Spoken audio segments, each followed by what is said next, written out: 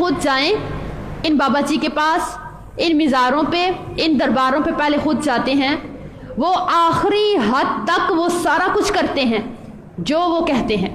مطلب انہوں نے پیسے مانگے دیے، انہوں نے بکرے مانگے دیے، انہوں نے جتنے چکر لگانے کو کہا انہوں نے لگائے.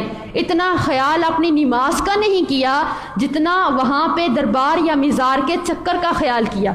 اس حد تک پیسہ لٹا دیا، سب کچھ کیا، ایک دربار پہ، دوسرے پہ، تیسرے پہ، جتنے بھی سب پہ کر چکے. اس کے بعد جب کچھ بھی حاصل نہ ہوا، ایمان بھی گنوا بیٹھے، دولت بھی گنوا بیٹھے، یقین بھی گنوا، سب کچھ جب گم گیا، کھو گیا، پھر اس وقت سمجھ آیا کہ واقعی کوئی کچھ نہیں کر سکتا. اگر کچھ کر سکتا ہے تو کون کر سکتا ہے؟ صرف اللہ کر سکتا ہے. اس وقت سمجھ آ جاتی ہے. تو قرآن یہی تو کہتا ہے، قرآن یہی کہتا ہے کہ آپ اس وقت سب کچھ کھو کے اس کے بعد آپ کو سمجھ آئے کہ آپ کے ہاتھ میں کچھ رہے ہی نہ ایمان رہے، نہ مال رہے، نہ آپ کی عزت رہے، نہ آبرو رہے، نہ آپ کا اللہ سے وہ مضبوط تعلق رہے، کچھ بھی نہ رہے.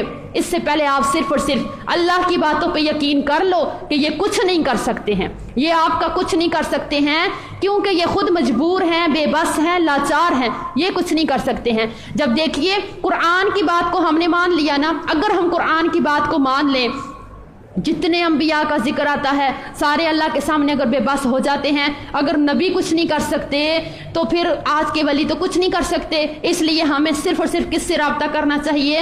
اللہ سے رابطہ کرنا چاہیے، اللہ کے سامنے رونا چاہیے، اس کے سامنے آہوزاری کرنی چاہیے.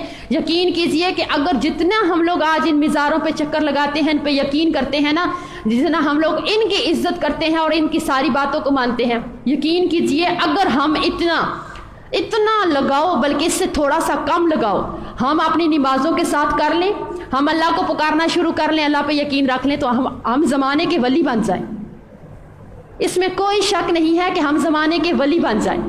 اگر ہم ان بابا جی کی باتیں مان کے، ان کی باتوں میں آ کے فرض روزوں میں سے 15 روزے چھوڑ کے 15 ہم لوگ رکھ سکتے ہیں، تو آپ سوچئے کہ اگر اللہ کی باتوں کو مان کے انسان 30 روزے رکھے اور تہجد کی نماز بھی پڑھے، انسان اللہ کے ساتھ نماز سے رابطہ کرے، تو کیا خیال ہے ہم اللہ کے ولی بن جائیں کہ نہیں بن جائیں؟ اللہ ہماری دعائیں سنتا تو ویسے بھی ہے، جو ہماری بدگمانیاں ہیں وہ ساری ہماری بدگمانیاں دور ہو سکتی ہیں کہ نہیں دور ہو سکتی ہیں؟ تو اس میں ہم سب کو سمجھنے کی ضرورت کیا ہے؟ آج